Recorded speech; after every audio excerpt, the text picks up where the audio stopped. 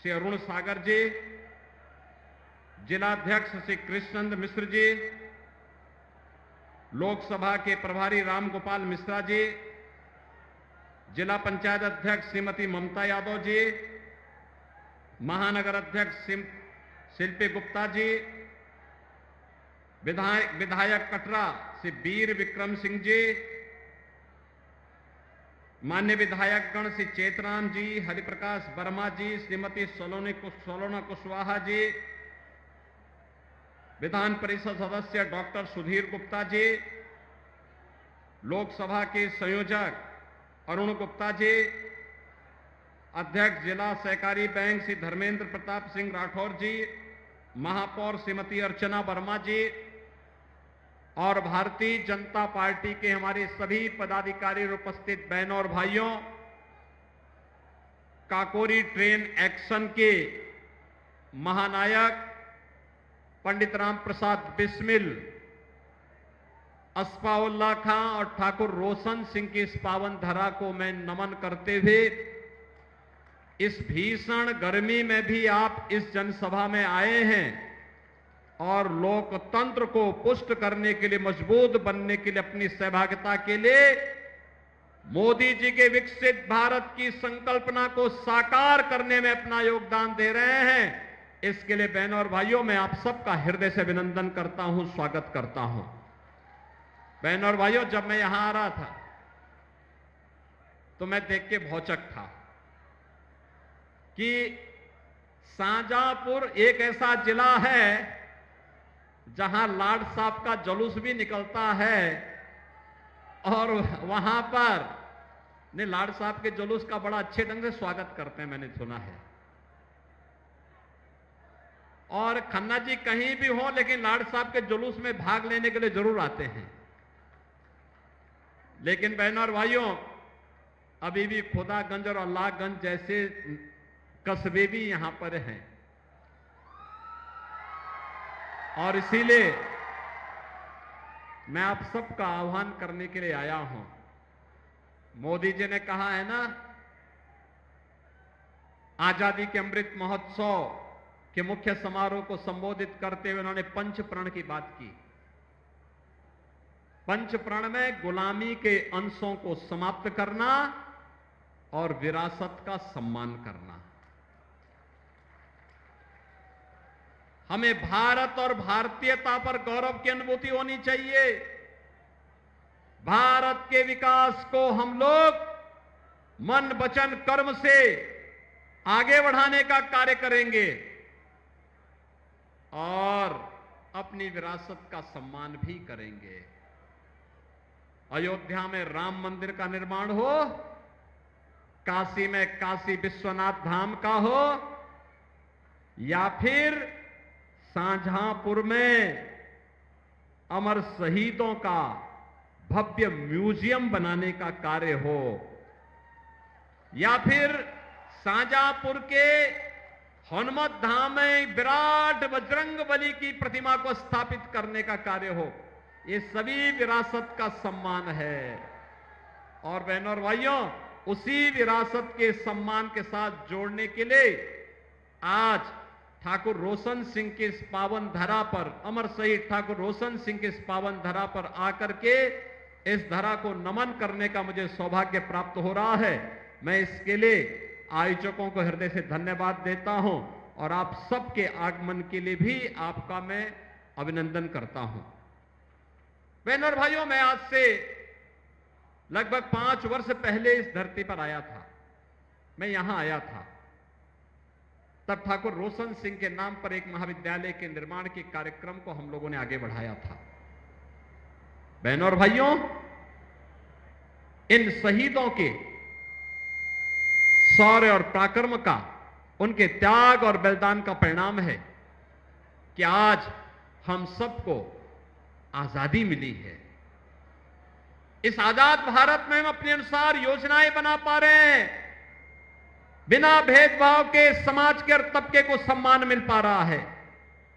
कोई भेद नहीं है, गांव हो, गरीब हो, किसान हो, नौजवान हो, महिलाएं हो, सबको बराबर सम्मान प्राप्त हो रहा है। इन महानायकों के कारण आज भारत दुनिया का सिरमौर मोदी जी के नेतृत्व में बनता हुआ दिखाई दे रहा है। वह सपना जो हमारे शहीदों का था, जो बलिदानों का था।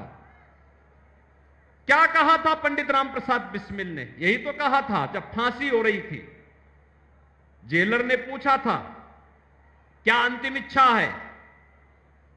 लोग मानते हैं कि भाई किसी को अगर हम फांसी दे रहे हैं उससे पूछेंगे अंतिम इच्छा, वो कहेगा साहब मुझे छोड़ दो, वो एक बार माफ कर दो। उन्होंने कहा नहीं, हरगिज नहीं, मैं अंग्रेजों से माफी नहीं मांगूंगा। उन्होंने कहा था मुझे तो एक ही इच्छा है, एक ही इच्छा है मेरी कि मैं बार बार भारत की धरती पर जन्म लूं और जब भी मेरा जन्म हो वह मातृभूमि के लिए समर्पण का हो, मातृभूमि के लिए बलिदान का हो। यही तो कहा था रामप्रसाद बिस्मिल ने। इसी बात को लेकर के आज हम सब आपके बीच आए हैं और यही ठाकुर रोशन सिंह ने कहा था, यही अस्फाउल्लाह खान ने कहा था। बहनों और भाइयों, एक तरफ इन क्रांतिकारियों का महाराणा प्रताप से, छत्रपति शिवाजी महाराज से, गुरु गोविंद सिंह जी महाराज हो, महारानी लक्ष्मीबाई हो, मंगल पांडे हो, एक लंबा इतिहास है भारत की आजादी के इन नायकों का, जिन्होंने बिना रुके, बिना डिगे, बिना थके और बिना अपने संकल्प से डिगे भारत की स्वाधीनता के लिए लोग लड़ते रहे, लगातार लड़ते रहे। जब लोग मानते थे कि अंग्रेजों के कार्यकाल में कभी सूर्य अस्त नहीं होता, लेकिन इनका संकल्प था कि हम अंग्रेजों का सूर्य अस्त करके रहेंगे और भारत की स्वाधीनता का सूर्योदय होगा। और बहनों और भाइयों, आज उसी नए भारत में हम लोग जन्म लेकर के अपना कार्य कर रहे हैं। एक तरफ भारत के अमर बलिदानियों के प्रति श्रद्धा और सम्मान का भाव रखने वाली भारतीय जनता पार्टी है और दूसरी तरफ कांग्रेस समाजवादी पार्टी का इंडी गठबंधन। आपने देखा होगा अभी 2 दिन पहले समाजवादी पार्टी ने मैनपुरी में राष्ट्र नायक महाराणा प्रताप की प्रतिमा को पवित्र करने का प्रयास किया। समाजवादी पार्टी के गुंडे मूर्ति के ऊपर चढ़ते हैं, मूर्ति में महाराणा प्रताप के आन मान शान के प्रतीक भाला को तोड़ने का प्रयास करते हैं, मूर्ति को पवित्र करते हैं, गाली गलौज करते हैं। इन अकबर और औरंगजेब की औलादों को बताया जाना चाहिए ये नया भारत है। इस नए भारत में राष्ट्र नायकों का अपमान भारत स्वीकार नहीं करता है, नहीं करता है। ऐसे ही समाजवादी पार्टी के गुंडों ने भारत के संविधान के शिल्पी बाबा साहब डॉक्टर भीमराव अंबेडकर की प्रतिमा को भी अपवित्र करने का प्रयास किया। बहनों और भाइयों, अभी भी कभी कभी मुझे लगता है कि कानून का राज स्थापित करने के बाद भी जब चुनाव आते हैं तो इन गुंडों की गर्मी चढ़ने लगती है। ऐसे लगता है जैसे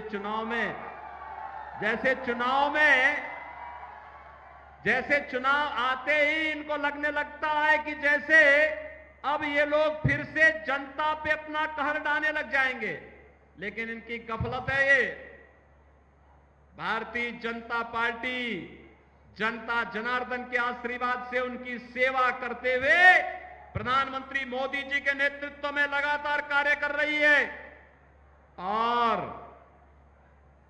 चुनाव परिणाम आएंगे, गुंडों की गर्मी भी धीरे धीरे करके अपने आप शांत होती जाएगी।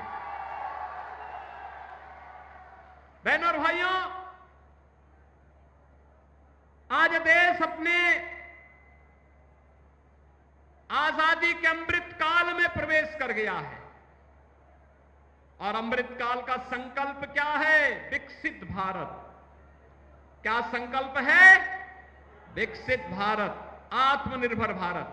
आत्मनिर्भर भारत का मतलब हर नौजवान आत्मनिर्भर होगा, उसके हाथ को काम होगा। हर महिला आत्मनिर्भर होगी, उसके हाथ को कार्य होगा। हर किसान आत्मनिर्भर होगा, उसके हाथ को कार्य होगा और खुशहाल होगा। हर हस्तशिल्पी के हाथ को कार्य होगा, उसका जीवन खुशहाल होगा, उसके बच्चे खुशहाल होंगे। हर श्रमिक खुशहाल होगा, उसके बच्चे खुशहाल होंगे, उसके बच्चे भी अच्छे स्कूलों में पढ़ पाएंगे, जैसे हम लोगों ने अटल आवासीय विद्यालय बनाए हैं।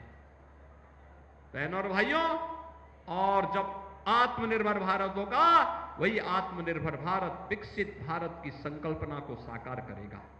और हमारी पीढ़ी मोदी जी का प्रतिनिधि बनकर के, योगी जी का प्रतिनिधि बनकर के, आप भी गांव गांव में बोल दीजिए, जिसके बाद मकान नहीं उसको मकान मिलेगा, आश्वस्त कर दीजिए। बहनों और भाइयों, जहां यह कार्य है, वहीं साथ ही साथ अयोध्या में रामलला भी आ गए। कांग्रेस क्या कहती थी? कहते थे राम तो है ही नहीं। समाजवादी पार्टी के लोग क्या कहते थे कि परिंदा पर नहीं मार सकता। अरे कल ही प्रधानमंत्री मोदी जी अयोध्या आए थे, आपने देखा होगा, लाखों लोग उमड़े थे, लाखों लोग आए थे और सभी लोग मोदी जी का अभिवादन कर रहे थे। और सब लोगों के स्वर, मुंह में एक ही स्वर था, वो सब लोग कह रहे थे जो राम को लाए हैं हम उनको लाएंगे। यही तो शाहजहांपुर के अंदर भी है ना, यही तो शाहजहांपुर में भी है ना, शाहजहांपुर भी यही सोचता है। तो बहनों और भाइयों, रामलला अयोध्या में 500 वर्षों के बाद फिर से विराजमान हो गए हैं। भगवान राम ने अपनी इस बार होली भी मनाई और अपना जन्मदिन भी मनाया अयोध्या में। और जन्मदिन के दिन तो भगवान सूर्य ने प्रभु राम का सीधे सीधे सूर्य तिलक किया। यह भी दृश्य आपने देखा होगा।